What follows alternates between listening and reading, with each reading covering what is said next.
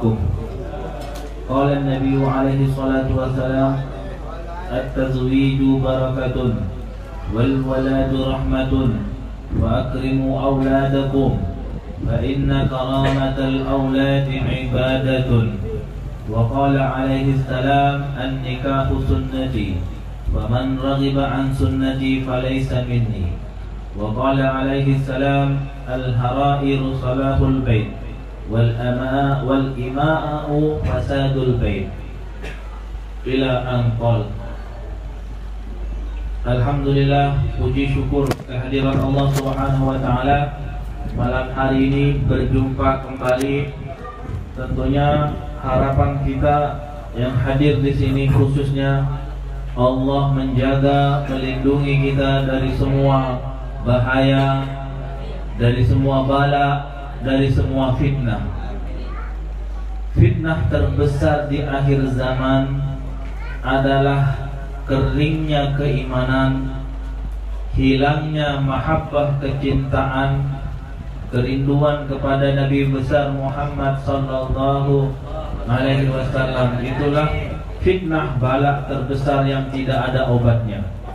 Makanya salah satu obat, salah satu metode untuk kita menjaga kecintaan, keimanan, mahabbah adalah dengan sering hadir ke majelis taklim. Walaupun kita berada di masa pandemi, tapi insya Allah harapan kita mudah-mudahan dengan berkumpulnya ini Allah jaga lindungi kita, berkah Nabi Muhammad SAW. Pandemi ini, penyakit ini cepat diangkat oleh Allah, cepat dihilangkan, khususnya di negara kita dan di seluruh belahan penjuru dunia. Maka kita sebagai umat Nabi Muhammad SAW adalah tumbuhkan keyakinan dan keimanan kepada Allah Subhanahu wa taala. Jamaah majelis yang dimuliakan oleh Allah Subhanahu wa taala, sekarang malam hari ini sampai ke bab al-khamis wal ishrun, bab yang ke-25. Apa bab ke-25? Bab ke-25 adalah fi fadilatin nikah, tentang keutamaan nikah. Kalau bab fadilatun nikah langsung senyum, apalagi kita yang bawa. Saya ini termasuk murid yang taat. Saya ini termasuk murid yang taat. Gimana? Kalau ada guru menjelaskan fadilah sholat duha, pulang dari masjid, pulang dari belajar, langsung saya sholat duha. Maksudnya ngerjakan sholat duha.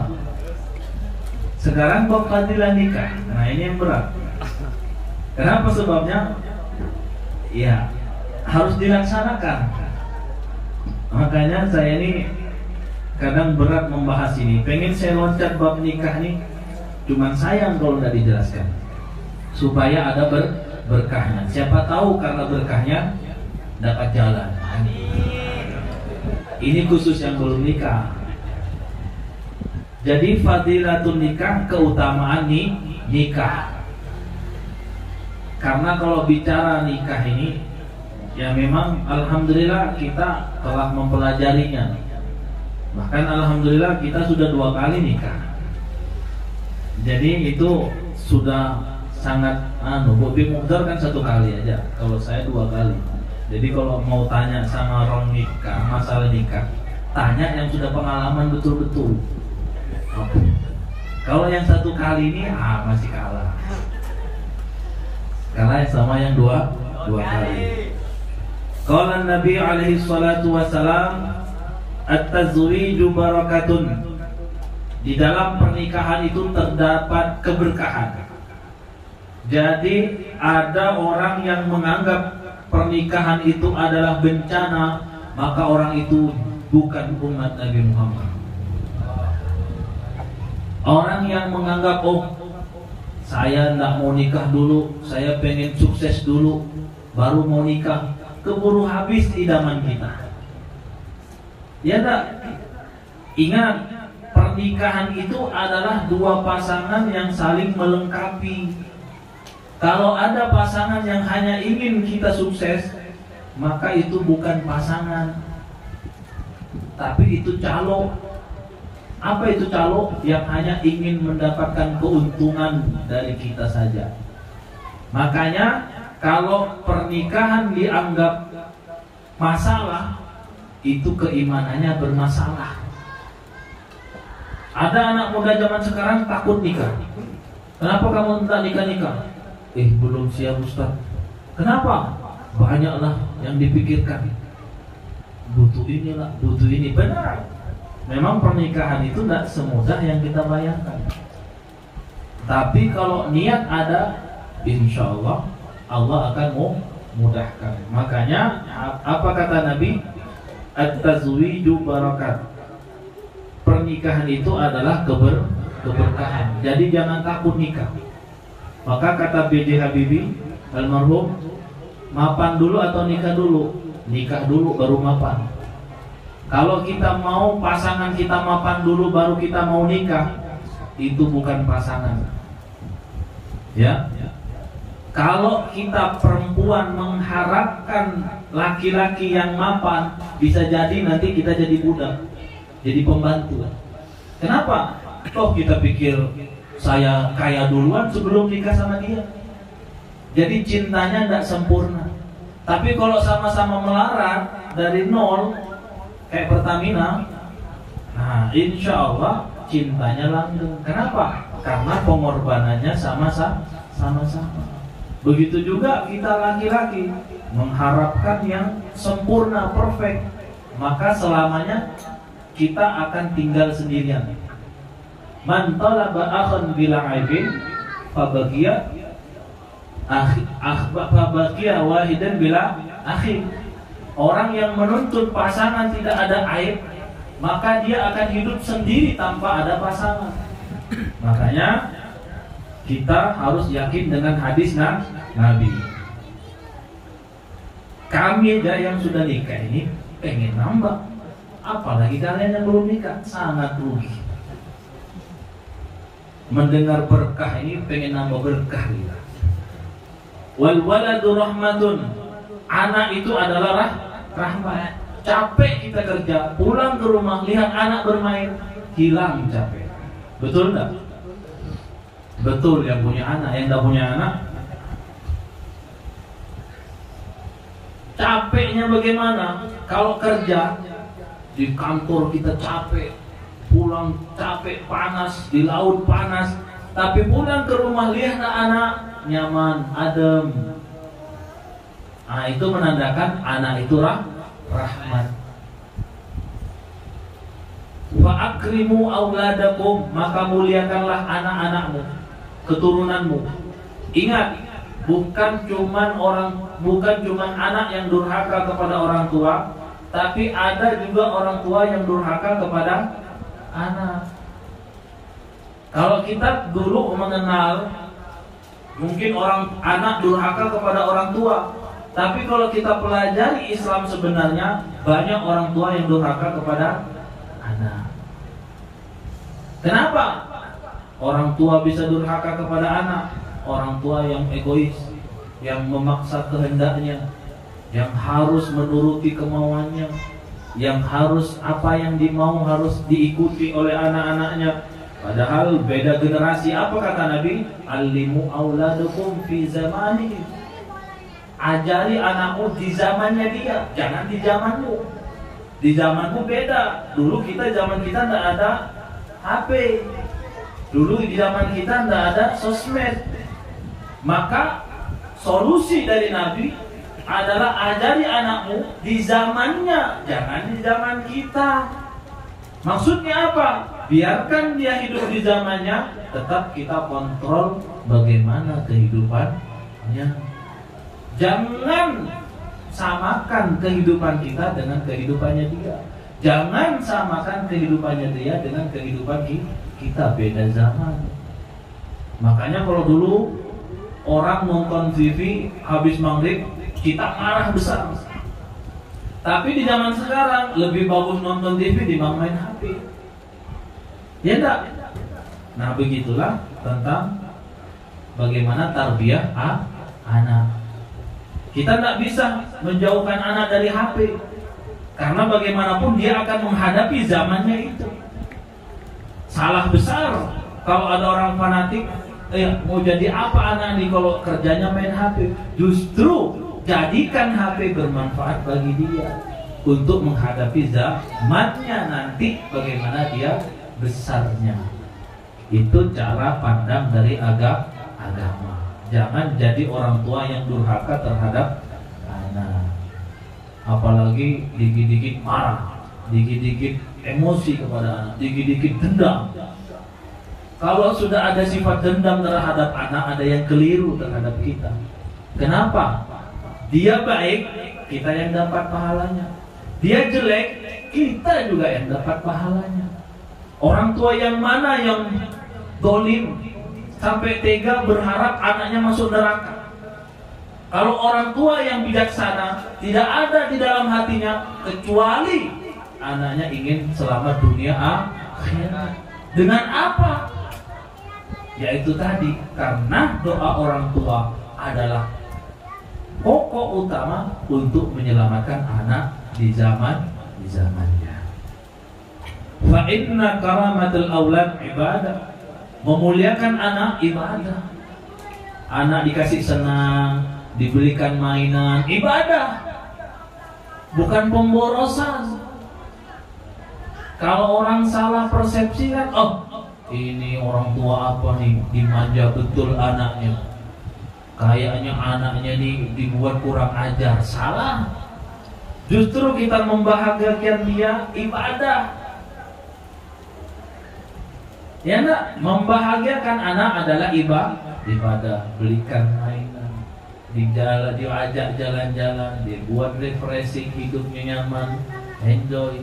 Kalau sudah anak senang kepada kita, maka tempat curhatnya adalah kita.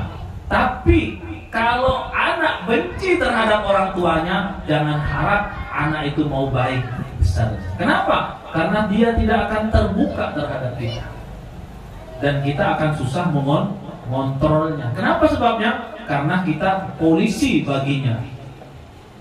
Kalau kita sudah polisi baginya, yang ada dia akan jadi penjahat.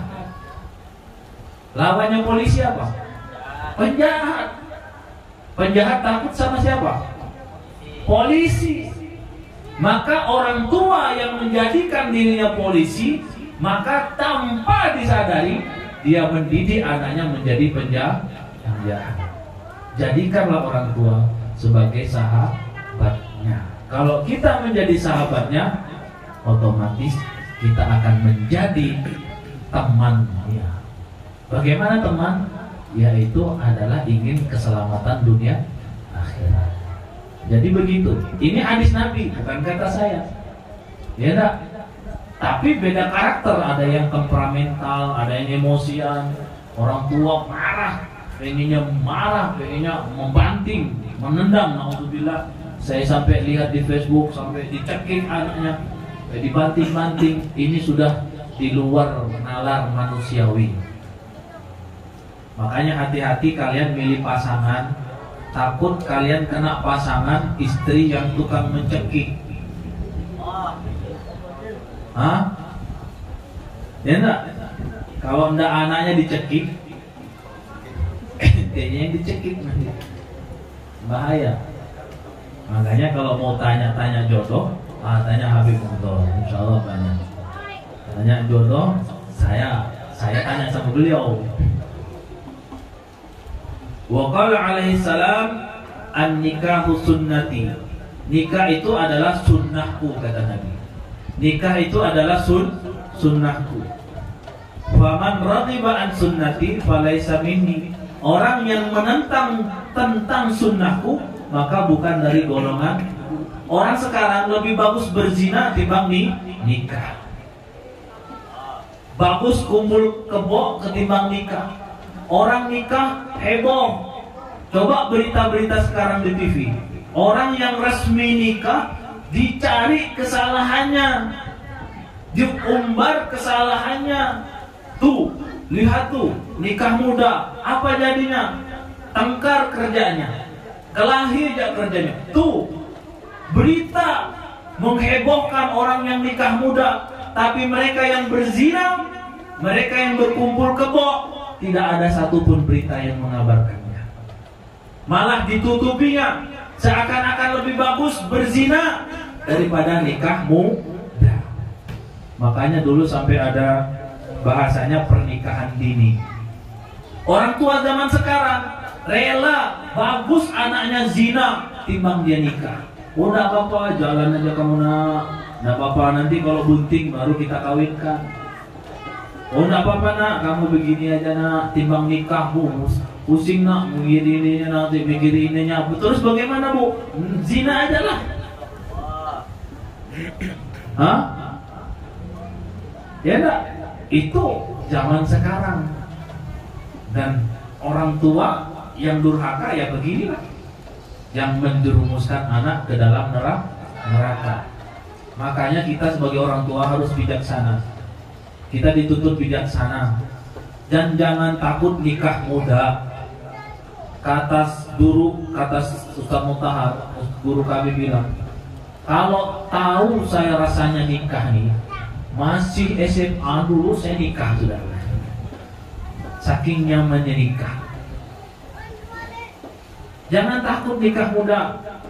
Kita orang kafir mau menakut-nakuti kita, jangan kamu nikah nak, nanti kamu miskin, nanti kamu hidup melarat, nanti kamu hidup begini, nanti kamu ditakut-takuti.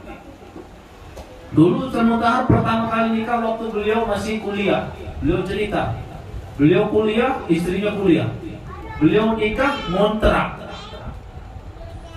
Tidur kamarnya di situ, ruang tamunya di situ kamarnya. Dalam keadaan beliau kuliah, istrinya beliau kuliah, nikah beliau. Tapi hidupnya nikmat. Kenapa? Walaupun sempit, tapi bahagia. Sekarang rumah kayak istana, tapi hampa, tidak ada kenikmatan. Kenapa sebabnya? Itu tadi, kita salah mengambil persepsi dalam kehidupan. Makanya tujuan agama hadir adalah memberikan solusi, bukan untuk memberikan masalah. Kalian yang muda-muda jangan takut nikah. Jangan pernah takut nikah. Terus bagaimana Ustaz kalau cerai? Jodoh itu ada 3. Jodoh di dunia, jodoh di akhirat, jodoh dunia. Istri kita sekarang belum tentu jodoh kita nanti di surga. Istri kita sekarang ini belum tentu nanti bertemu di akhirat. Kalau dia tidak sejalan sifatnya dengan suaminya bagus akhlaknya, si istri kurang ajar, si istri akhlaknya tidak bagus, maka nanti dia tidak akan ketemu. Dia akan ketemu yang cocok akhlaknya dengan dia. Begitu juga kalau ada istrinya bagus akhlaknya, istrinya soleha, suaminya bejat, maka si istri akan jadi pasangan orang lain nanti, dan si suami akan ketemu orang lain nanti. Jodoh itu istri kita sekarang, walaupun sampai tua, sampai kakek nenek meninggal sama-sama, kita belum tentu jodoh nanti di sana. Makanya jangan takut dengan perpisahan. Orang sekarang takut dengan perceraian. Belum dicoba sudah takut cerai. Ibaratkan belum masuk SD sudah takut tidak naik kelas. Sudah saya tidak mau sekolah SD. Kenapa? Takut tidak naik kelas, ya bodoh selamanya. Belum dites sudah takut bercerai. Mindset pikirannya sudah bercerai, maka wajar kalau dia nikah langsung cerai. Makanya tahap pertama dalam pernikahan, jangan keburu-buru pengen cepat sukses.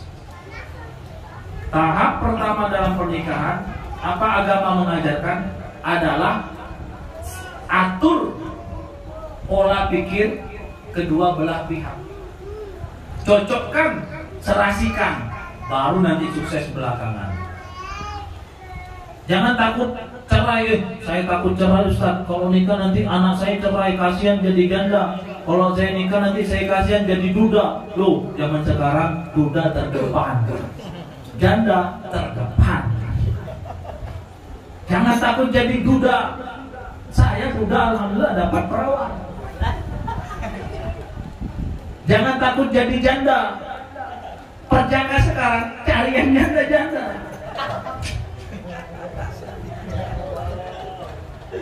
Ini kasihan. Kalau saya bahas nikah ini memang belak-belakan, maaf. Ini ada anak kecil nih, kasihan. Ini waktunya sudah habis juga. Saya kalau bicara ini bukan karena kita memang membaca daripada agama. Jangan takut. Itu setan iblis itu memang pintar menakut-nakuti. Takut jadi janda, takut jadi duda, takut miskin, takut nanti tidak punya, takut ini anakmu mau kasih makan apa, nanti kasih makan apa. Itu iblis berbisik, bermain dia. Tapi kalau giliran berzina, tidak apa-apa, aman, bilang iblis. Teruskan.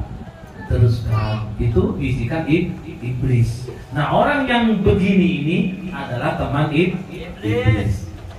Makanya kamu yang belum nikah nih jangan takut.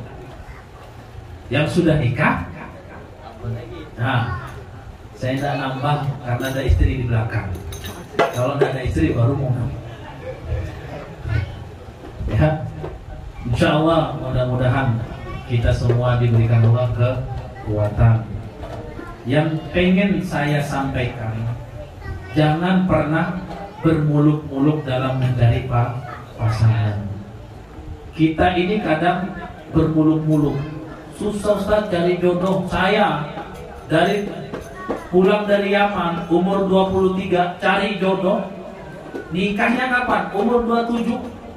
4 tahun perjalanan cari jodoh. Naik ke rumah orang ditolak, naik ke rumah orang 4 tahun itu bukan diam. Sholat tahajud iya, sholat istikharah iya. 4 tahun lamanya cari jodoh. Baru umur 27 baru dapat. Perjalanan panjang cari jodoh. Ya, kita yang belum usaha, belum sholat malam, belum nangis, belum minta, sudah kayaknya tidak ada jodoh saya Ustaz. Kayaknya tidak ada jodoh pala. Loh, ya saya 4 tahun cari jodoh tidak dapat.